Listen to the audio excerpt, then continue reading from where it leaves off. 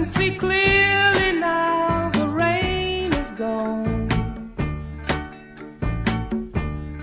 I can see all obstacles in my way. Hello, I'm Jason Eric, and these are instructions on being a homeopathic prover.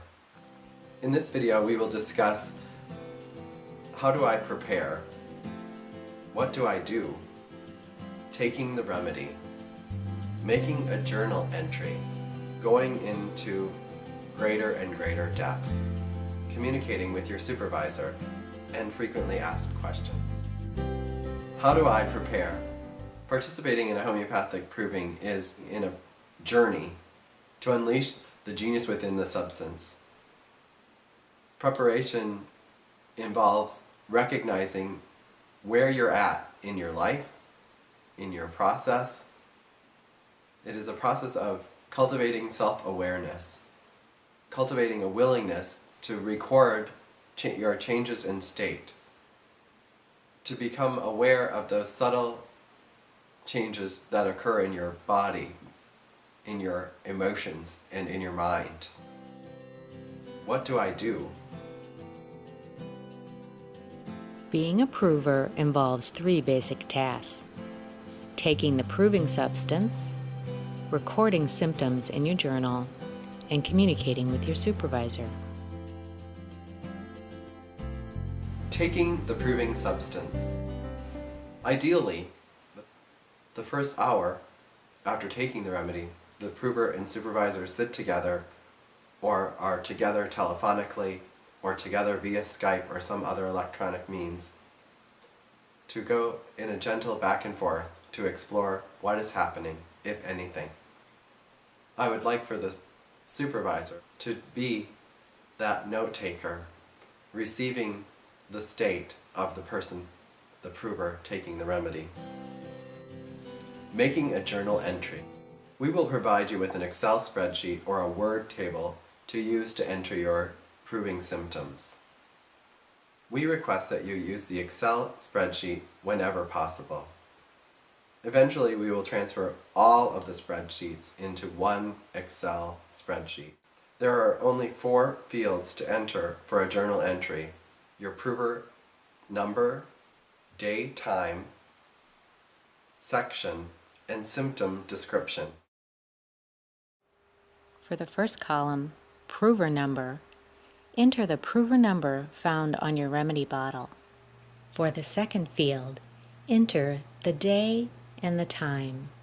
The day is relative to the start of the proving. The time is entered in 24-hour clock. Enter 01 for the first day of the proving, 02 for the second day of the proving, and so forth. For any symptoms that occur before taking the substance, pre-proving symptoms, use the day 00. For any post-proving symptoms, symptoms that happen after the wrap-up meeting, use day 99. For the time portion of the day time field, use a 24-hour clock. For example, 08:00 is 8 a.m. 14:30 is 2:30 in the afternoon. If the time is unknown or irrelevant, you may use XX:XX for the time. For example, a symptom on the 5th day at 7 a.m. would be entered 05/07:00. For the 10th day at 6 p.m. in the afternoon, you would enter 10/18:00, and so forth. Pre-proving symptoms are entered with a 00 for the day, and post-proving symptoms are entered with a 99. A handy tip for remembering what day is to print out a calendar for the month involved and label the day that you took the substance 01, the next day 02, and so forth, and keep this calendar next to your computer. For the time portion of the daytime field, we ask that you pay attention to the actual time that the symptom happened for at least that first week of the proving. You don't have to get the time right to the exact minute, but it's nice to get close to the nearest hour or half hour if possible. After those first 7 to 10 days of the proving, the time becomes less important and you may use XX whenever needed. The third field in a journal entry is section. This is the section of the mind or body that the symptom relates to. There are 36 sections. In the word table, these are listed at the top of the document. In the Excel spreadsheet, you can see the sections by using the drop-down box on this field. Don't stress about where you put your symptom. Just take your best guess. Some key points about the section field to remember is all thoughts, emotions, fears, and delusions go in the mind section. All dreams go in the dream section, not in the mind or the sleep section. Other tricky areas are changes in your appetite and thirst should go in stomach, and cravings for particular foods goes in the general section. But as we said before, just take your best guess. The last field in a journal entry is symptom description. This is where you enter the details of your symptoms. Please go into as much detail as possible. Try to refrain from using people's names. For example, instead of saying John, say my husband or my friend. Eventually, we do need this field free of typos, so any editing that you can do would be great. Going into greater and greater depth. Sometimes what seems like a simple symptom can really be brought out into more depth. When you let go and enter the world of the remedy, or allow the genius within the substance to speak through you, this is when you will provide us with the most helpful information, the sensations and experience of that proving substance. I'll give you a couple of proving examples. If you're experiencing a piercing pain in the left side of your abdomen, you would enter the proving symptom in the field abdomen, and a good description is, I have a piercing pain in my left side. But perhaps you as the prover can go into greater depth about that symptom and into the sensation. I have a piercing pain in my left side. It came on suddenly, out of nowhere, and it surprised me as to how sharp it was. If you let go, you may be able to go even deeper. It feels like a drill. It's drilling deep into my body, deeper and deeper. There is no end. It goes down, down, down, and I'm wincing with the pain. Another example is how to be descriptive and concise. A mind symptom of I am angry is not as helpful as I am angry about injustice. And a better or more descriptive proving symptom would be I'm angry about injustice. It makes my blood boil, and I want to be able to speak up for myself and others. Often it is more valuable to the proving to have one detailed, descriptive, and concise journal entry than repetitive entries for the same symptom. We cannot underestimate the value of dreams in a proving, and we want to encourage you to be as detailed as possible in fleshing out your dream. It is important that you record your dreams immediately upon rising every day during the proving. When you are recording the symptoms for the dream, you want to note the feelings that you experienced in the dream and the feelings that you have upon writing about the dream or upon awakening. Communicating with your supervisor.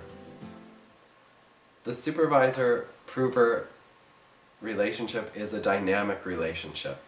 A supervisor will be able to see symptoms that a prover cannot see or cannot observe in him or herself. Trust this and trust the process. It is essential that the supervisor and prover connect once daily for the first 7 to 10 days and 2 or 3 times a week for the remaining period of the proving. Negative transference will occur during the proving. This means that a prover will have feelings that come up about what's happening in the dynamic between the prover and the supervisor. And it's easy to project feelings onto a supervisor. We encourage the prover to give the supervisor the benefit of the doubt, not to take things personally. Likewise, we encourage the supervisor not to take things personally, and pay attention to what is happening in the dynamic. And we encourage the supervisor and prover to make every effort to remain connected during the proving process.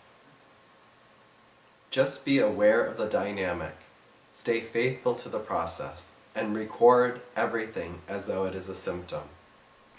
During the first 7 to 10 days of the proving, we request that the prover send his or her electronic journal to his or her supervisor once daily. After that, you may send your electronic journal to your supervisor once weekly. This is important for 2 reasons. 1, it allows the supervisor, as the scribe, to track the changes in your state and to be aware of the prover's process. And 2, it provides us with a backup to prevent data loss, which happens in every proving. Frequently asked questions. What if I get sick? First of all, the purpose of a proving is to elicit symptoms. Your first response is to contact your supervisor. We request that you don't take acute remedies or constitutional remedies, including over-the-counter medications, on your own without first discussing them with your supervisor.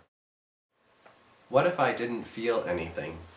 Should I take another dose of the proving substance? Typically, 1 dose is enough to elicit symptoms. Many provers doubt that there is anything happening, that they're having any symptoms, but usually something is happening, albeit subtly. Trust the process.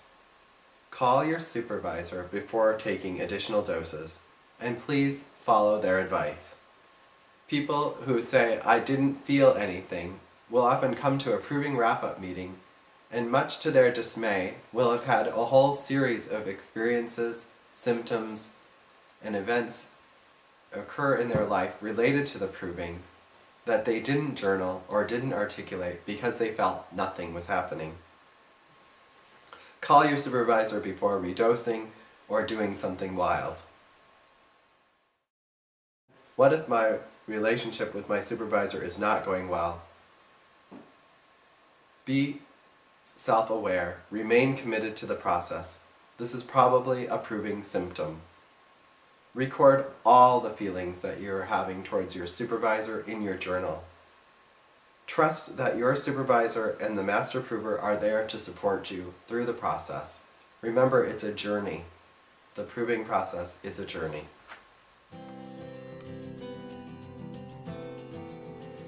Thank you so much for watching this video, and thank you so much for considering participating in a homeopathic proving.